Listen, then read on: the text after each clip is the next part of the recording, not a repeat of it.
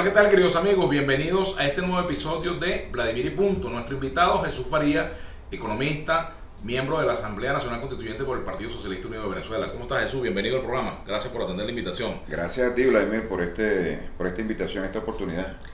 La primera pregunta que te voy a hacer: ¿por qué el PSUV hoy en día no tiene el acompañamiento de todo el chavismo? ¿Por qué está dividido el chavismo hoy de cara a las elecciones parlamentarias? ¿Por qué no hubo acuerdo? Bueno, eso solo tendría que preguntar a un solo grupo que se excindió, se salió. Hay la unidad casi plena. Y por cierto, nunca antes habíamos podido nosotros ensamblar listas de alianza perfecta con todos los participantes del bloque de la patria. Un solo partido dejó de participar ahí. ¿El PPT? ¿Y el PSB? El PPT está participando con nosotros. ¿Sectores de UPB? ¿Sectores de Tucumán? No. Estamos hablando de partidos políticos y los partidos políticos están participando con nosotros. Allí hubo una situación en el PPT, por cierto, el que era secretario general del PPT llegó a ese cargo con una intervención del Tribunal Supremo de Justicia. Y ahora por el Tribunal Supremo de Justicia interviene en ese partido, entonces se asombra. ¿Cómo es posible? Bueno, porque está usurpando unos cargos y unas funciones que no eran de él. En otro caso... O sea, que el Tribunal Supremo de Justicia se equivocó cuando le dio la Secretaría General del PPT a Rafael Ocategui. El que se equivocó fue él, al asumir una actitud dentro de lo que dicen ellos en su polémica. Yo no me voy a meter en eso. Pero hay serias quejas de la mayoría del PPT que está ahora participando en el Polo Patriótico de que no dejaban el desarrollo democrático del partido, no se permitía eso. El secretario general no tiene funciones y el otro partido que no participa es algo verdaderamente insólito, porque... El Partido Comunista, ¿del cual vienes tú? Sí, tú también. Y fíjate un partido tan glorioso. Estamos atacados por el imperialismo. El imperialismo es la mayor amenaza de la humanidad. Estamos en el mayor desafío. Se requiere la mayor... Pero eso lo han dicho cada vez que hay campaña electoral, Jesús. Y entonces para no cumplirle a los aliados, oye, ¿cómo se van a dividir ahorita si necesitamos la unidad total frente al imperio? Esa es la argumentación de ellos. El imperialismo ataca y agrede al país, estamos de acuerdo. Se requiere la más amplia unidad de la fuerza democrática, progresista, estamos de acuerdo. Y sin embargo ellos van y hacen tienda y establece una tienda aparte. ¿Tiene eso algún sentido? Es decir, para ellos el enemigo fundamental no es Donald Trump, ni el imperialismo, ni el bloqueo, ni las amenazas de intervención militar. Para ellos el principal enemigo es el PSUV y Nicolás Maduro.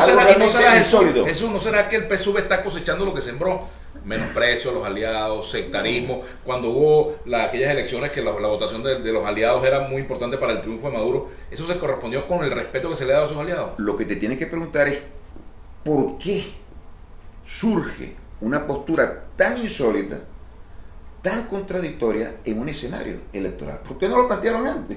¿Por qué se iban a deslindar? Lo tienen que hacer en el marco de un proceso electoral. Bueno, todo hace indicar que son apetencias burocráticas. Pero ya el PSB venía quejándose del maltrato del gobierno, que no les atendían sus reclamos. Se habían comprometido en una reunión con Maduro a un conjunto de cosas que no cumplieron. Denunciaron campesinos presos, incluso hasta la casa del PSB fue visitada por el SEBIN. Creo que la policía política no visitaba una casa del PSB de los años del gobierno de Betancur o de Leoni. Mira, Vladimir, yo estuve en el Partido Comunista hasta el año 2007, cuando el comandante Chávez nos llamó a formar el PSUV, y lo conozco muy bien. Claro que lo conozco. Y ahora estoy en el PSUV y sé cuál es la política del gobierno. Ahí no hay la menor intención de acosar, de agredir, todo lo contrario. Todas las posibilidades que hay abiertas para que se incorporen a la lucha revolucionaria. Que se han cometido errores de diferente naturaleza, por supuesto. Ahora, lo que yo pregunto, ¿algún error puede justificar la división, o no la división, sino la separación de esa fuerza política de la unidad? Ellos van a construir la unidad sin las otras fuerzas revolucionarias y sin el PSUV. Eso es algo realmente paradójico. No tiene absolutamente ninguna justificación política. ¿Y por qué no puede haber una opción dentro del chavismo distinta al PSUV, incluso electoralmente, que el propio electorado chavista vote? Porque se supone que esos diputados que van a elegir allí, el PSB, el PPT, si lo logran elegir, pues a la larga van a votar estratégicamente por las cosas en las cuales coinciden con el PSUV. Por lo que te estoy diciendo, Vladimir, porque el planteamiento de ese partido y de la izquierda en general es la unidad de la izquierda y de otros sectores cuando la patria se ve amenazada. Cuando Hitler invadió Europa Occidental, los partidos comunistas y los partidos de derecha estaban aliados, unidos en contra del fascismo. Ahora que Venezuela está, no es que va a ser, está agredida en lo económico, en lo diplomático, en lo político y amenazada en lo militar, con intentos de incursión de mercenarios, entonces a ellos no se les ocurre algo mejor, más provechoso desde el punto de vista político que hacer una gobierno de Maduro y el PSUV, hacer una plancha aparte. Pero acá, ¿qué ha hecho el gobierno de Maduro y el PSUV? Desconociendo la enorme importancia que tiene la elección de la Asamblea Nacional. ¿Qué ha hecho el gobierno para merecer ese apoyo? Ya te voy a responder. Lo reduce. Una elección tan crucial como esta, que no se trata exclusivamente de elegir un diputado o votar por un partido político o algo, lo reduce el hecho de cuántos diputados me vas a dar tú a mí. Eso es hacer política, eso es hacer politiquería. ¿Tú crees que se reduce eso? Y es la posición de ellos, absolutamente. Y el pueblo va a castigar esas posturas. Hoy estamos a 60 días, un poco menos, de las elecciones. 60 días aproximadamente, 70. En 70 días, tú vas a ver cuántos votos van a sacar los divisionistas. Afortunadamente, es como una astillita que se les separó. ¿Tú estás de acuerdo con esa expresión?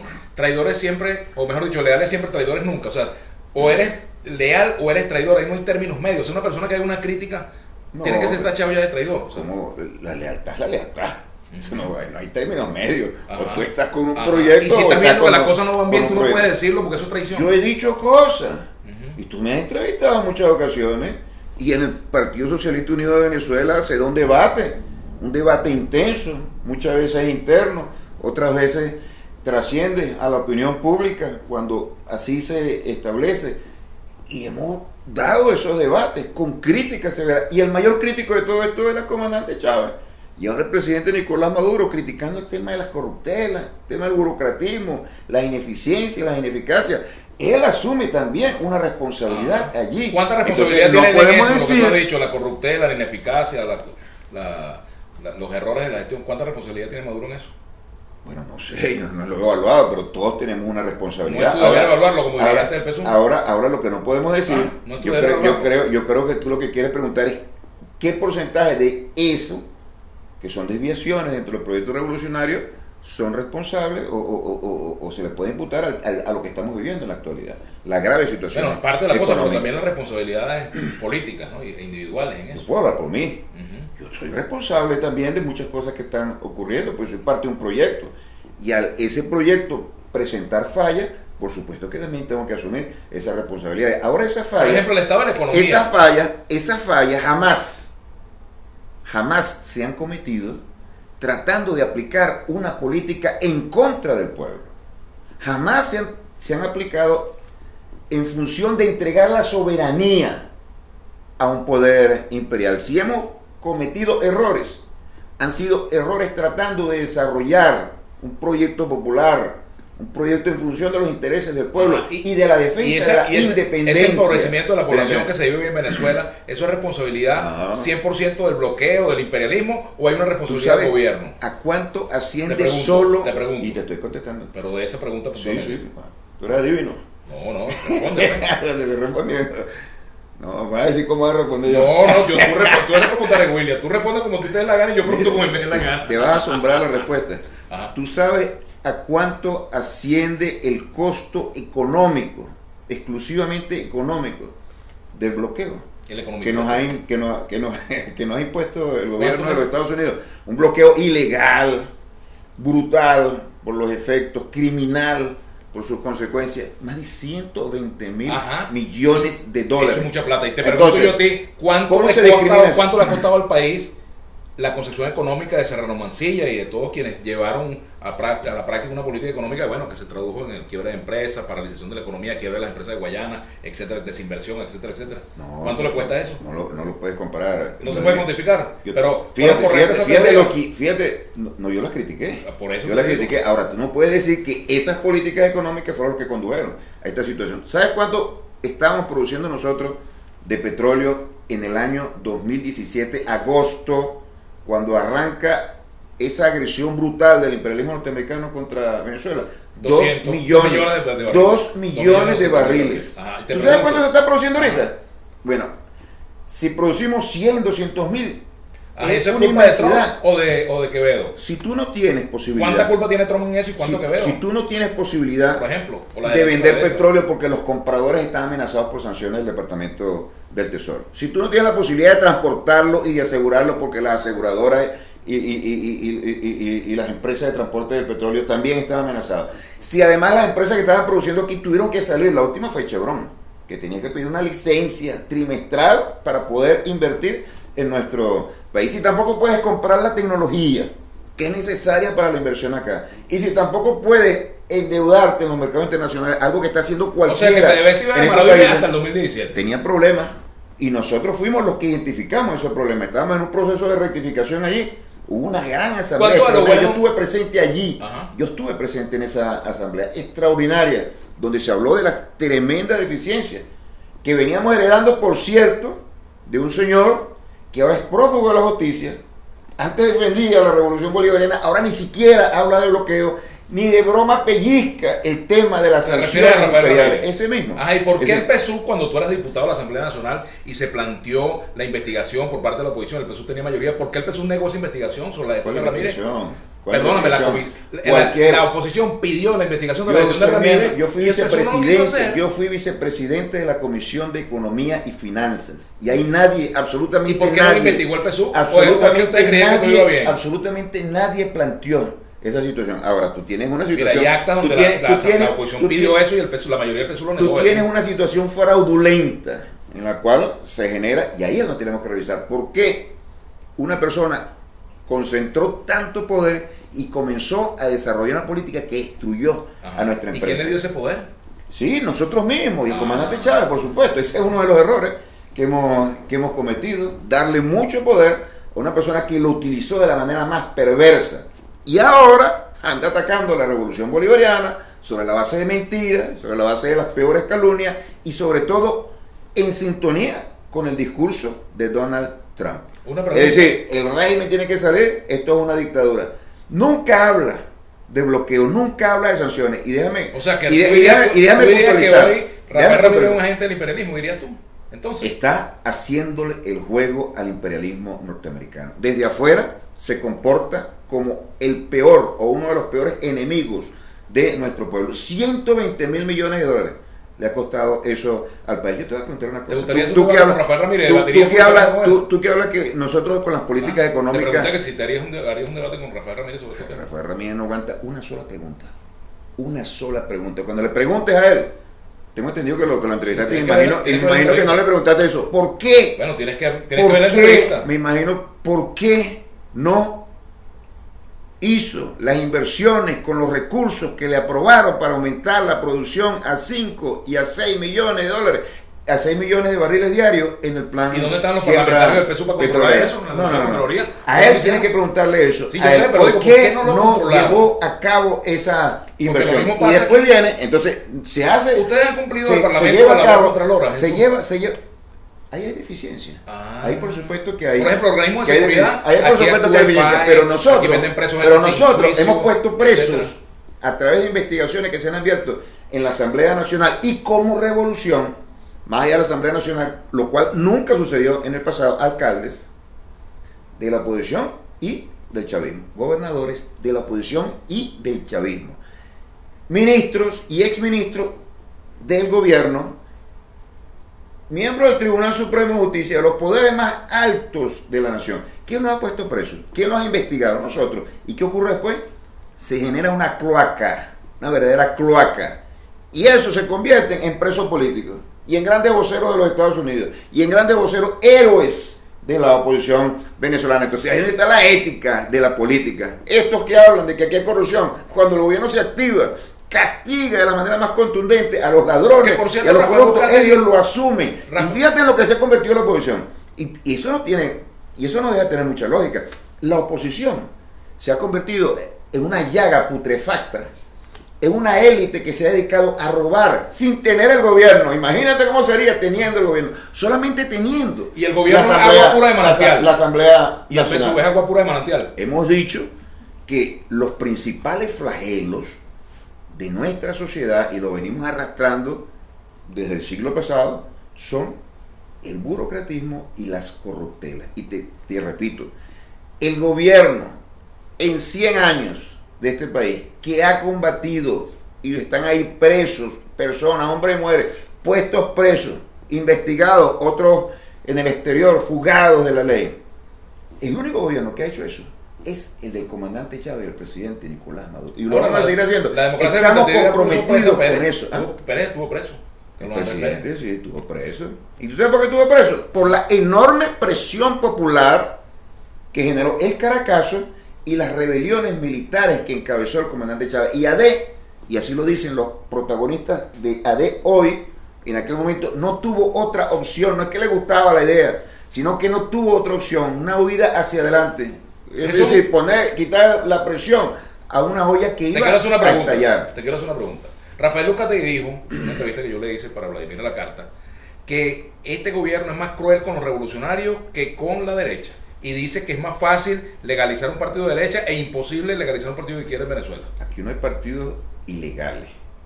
Aquí lo que era partidos que no habían cumplido con la norma del Consejo Nacional Electoral y de la ley de partidos de recoger firmas después que no participe en un proceso electoral o después de que no saque el 1% de los votos. Sin embargo, fueron habilitados todos para que participaran, porque nos interesa que participen. Y los partidos que a través de actitudes verdaderamente dictatoriales de sus caudillos, en este caso Primero Justicia, AD, el mismo el partido de Euskadi, no el partido de Euskadi, que trataron de detener o desvirtuar la necesidad de participar en ese proceso electoral, y tuvo que intervenir el Tribunal Supremo de Justicia, porque los partidos no son ajenos a lo que ocurre en la sociedad. Los partidos tienen que cumplir con los estatutos. Dijo que entonces el TCJ debería intervenir el PSUV porque el PSUV no toma en cuenta la voluntad de las bases.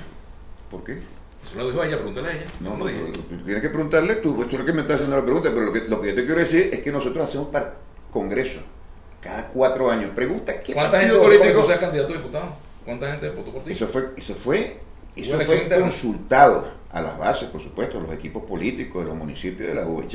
Eso fue consultado y te voy a informar que la consulta arrojó que yo debía ser candidato por el circuito. Después se generó la nueva fórmula de los candidatos nacionales y me colocaron en la lista nacional. Pero cada uno de los candidatos que ha sido postulado por nuestro partido, cada uno de los dirigentes que están al frente de alguna estructura de nuestro partido a nivel municipal, a nivel estatal, en la dirección nacional, fue consultado. Mi nombre fue consultado en el Congreso. ¿Qué sector del PSUV tiene mayoría en la lista de candidatos a la Asamblea Nacional? ¿El sector de Nicolás Maduro, el sector de Diosdado, otro sector? Ustedes nunca van a abandonar esa ficción, incluido tú, los periodistas y la gente de la derecha. Y la gente de la derecha. El chavismo está más unido que nunca. Nosotros, incluso más que cuando estaba el comandante Chávez. El comandante Chávez tenía la fortaleza, que el PSV no para unificar toda la fuerza. Después del fallecimiento del comandante Chávez, algunos pensaban, no, esto se va a destruir porque con todas las corrientes y con todas las tendencias esto no se va a sostener. Ante la enorme dificultad, el chavismo se unificó como nunca antes. Y la expresión más acabada de esa unidad es esa relación de hermandad que existe y de lealtad absoluta que existe entre Diosdado y Nicolás. Y en algún momento de la historia se lo van a tener que reconocer a Diosdado. Siempre que ocurre un escenario de esa naturaleza, se genera una pugna, una lucha fratricida y una fractura de los movimientos revolucionarios e incluso de los partidos de derecha. Y eso, para finalizar, y eso naufraga.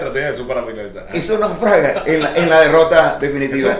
Y aquí, todos estos años, el primer soldado al servicio de la revolución y bajo la dirección de Nicolás ha sido Diosdado. ¿Tú apoyarías una eventual aspiración presidencial de Diosdado si se presenta el momento, por ejemplo, frente a Maduro? Lo que diga el partido, lo que pero diga la revolución. ¿Tú no tienes opinión personal sobre eso? Yo creo que Nicolás es un líder extraordinario, de primer nivel. Aquí nadie es insustituible. Nosotros pensábamos que que el comandante Chávez no era sustituible y la naturaleza nos puso en esta prueba tan dura, ¿vale? Y la misma naturaleza y la misma realidad nos obligó a nosotros a poner al camarada Nicolás Maduro allí. Y Diosdado tiene méritos y cualidades extraordinarias también. Tiene el apoyo como Nicolás de todo nuestro partido.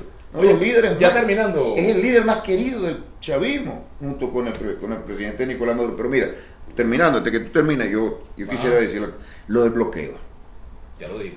Sí, pero esto. No hay un solo problema en el país, social, económico, político, internacional, que esté desvinculado del bloqueo. Cada vez que te falte una medicina, cada vez que te falte yo te admito que es una inversión para los servicios públicos, que esa es la causa de los problemas en Venezuela, la causa bien, fundamental, la eso causa es un agravante, fundamental, pero no es la causa.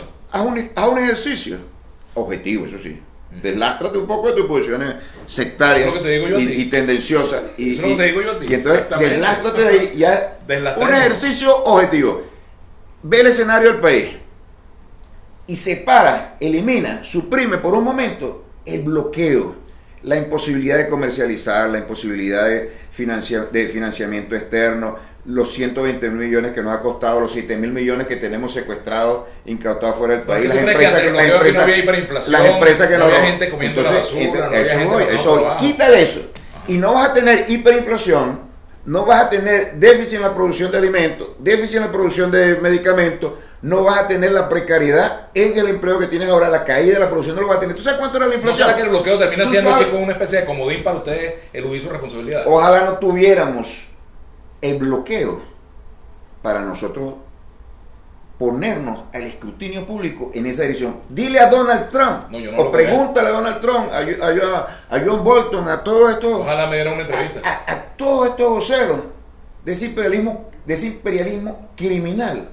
Si lo que han hecho ellos no ha tenido el impacto que yo te estoy describiendo, eso lo están calculando, y los que siguen las líneas del imperialismo de Washington acá, Guaidó, Julio Borges, Ramos Aluc, todos esos que han promovido las sanciones, son absolutamente conscientes y así lo decían. Este país tiene que implosionar. Ahora el tema de la gasolina, ¿lo van a negar? Aquí no había problemas con la gasolina antes de que comenzaran las sanciones. Vamos a suponer, ok, separaron la refinería, como de hecho están casi paradas, pues no tenemos los insumos para complementarlo. Vienen los barcos, tampoco lo podemos tener. Esa refinería no se le hacía mantenimiento. Como en la época de los piratas, pues en la época de los piratas los asaltan en el canal. La refinería no le hacía mantenimiento, decían los propios trabajadores de PDVSA. Una cosa es que no tenga algún tipo de mantenimiento, y otra cosa es que se produzca una crisis terrible. Si tú tienes tu casa y hay un hueco, hay una gotera, pues ponle el tamaño que tú quieras, está cayendo un hueco, tú dices, mira, tienes que arreglar eso porque eso es peligroso. Entonces después viene un huracán al día siguiente.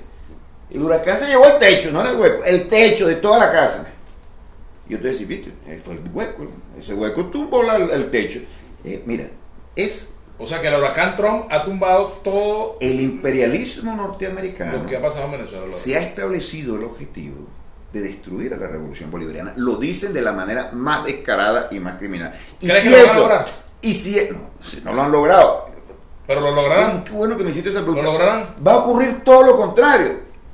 Desde el año 2019, enero, que fue la arremetida más intensa, el ataque, la agresión, atentó hasta contra la vida, y se ha venido escalando en época de pandemia. Y mira cómo estamos. ¿Quién es el presidente? Nicolás Maduro. Ya va. Pero ¿sabes cuál es el problema? ¿Sabes cuál es el problema? Nicolás Maduro. Que tú estás en el chavismo, yo vengo del chavismo, nos gusta lo de la cadena, entonces no nos podemos encadenar. Es que tú te encadenas con la pregunta. Nicolás Maduro, número uno. Número dos, ¿quién está unido? ¿Qué fuerza está unida? El chavismo está unida. ¿Quién está en la calle? ¿Quién está en la ofensiva? ¿Quién tiene la unión cívico-militar? ¿Quién tiene el apoyo a los militares que quisieron destruir? Evalúalo. Y después evalúa. ¿Cómo está la oposición? ¿Cómo está la coalición criminal que estableció Donald Trump para tratar de acercarnos diplomáticamente? Está de capa caída, con crisis terrible en su país. Ahí está Colombia, hecho un verdadero desastre, manifestando de la manera más clara y más dramática que se trata de un Estado absolutamente criminal. Tengo que despedirte. Ajá, ya te despedirme. Y la elección en los Estados Unidos va a traer un desenlace determinante. Y esta elección a la Asamblea Nacional va a ser ¿Tú el estás con punto Biden? de inflexión. ¿Estás con Biden? No, yo no estoy con ninguno. Son partidos que tienen el mismo proyecto. El proyecto de la guerra, el proyecto de la explotación, el proyecto de la dominación. Pero lo que yo veo es que cualquiera que gane, especialmente Biden, pero cualquiera que gane va a tener que revisarse. Porque la derrota estruendosa que han sufrido en esta agresión contra nuestro país, la derrota de ellos, el retroceso gigantesco que han experimentado, en política no se puede seguir llevando como un toro las mismas decisiones eternamente. Terminando ya, Rafael. Van a tener que revertir, ya con esto, van a tener que revertir el bloqueo, y revirtiendo el bloqueo, y esa es la importancia que tiene esta Asamblea Nacional, no solamente elegir a fulanito de Pereceo, sino que esto va a ser un paso en esa dirección. Vamos a demostrarle al mundo, la democracia es la que reina y los venezolanos son los que deciden su destino. El bloqueo no nos va a derrotar, Jesús, y van a tener que cambiar esa política. Jesús, no me bloquees el derecho a preguntarte. Última pregunta por el día de hoy. Última por el día de hoy. Aquí no hay censura, vamos a llamar. ¿Tú crees las acusaciones que hace Erika Farías contra Rafael Uzcategui? No sé. Mira, eso es la alcaldesa. Y si está haciendo una acusación de esa naturaleza, teniendo toda la información policial, mira, eso tiene una fuerza muy, muy importante. Si lo que yo cuestiono es esa solidaridad automática, inmediata y bueno, absoluta con una persona. ¿Y por qué no lo investiga, pues? ¿Y por qué no pensar que es una maniobra electoral? Bueno, eso lo puedes pensar tú, que tienen esa mentalidad en función de esos criterios. Nosotros tenemos... ¿Tú crees que el enemigo nuestro es una fuerza que participó con nosotros, que tiene una minúscula participación? Pregunta para ustedes. El enemigo nuestro es el imperialismo, y a ese imperialismo lo vamos a derrotar nuevamente en la Asamblea Nacional. Los que tienen esa mentalidad, esa visión, esa cultura, son los que nos han declarado a nosotros de la manera más irracional, más increíble. Eso, como ya tú sabes, tú jugaste baloncesto, tiempo de juego. Tiempo es uno, pero falta todavía tiempo extra. No, ya no hay. Estamos empatados, falta tiempo extra. Gracias, Jesús. Gracias a ti, hermano. Muchas gracias. Y ustedes, queridos amigos, los invitamos a un nuevo episodio de Vladimir y Punto.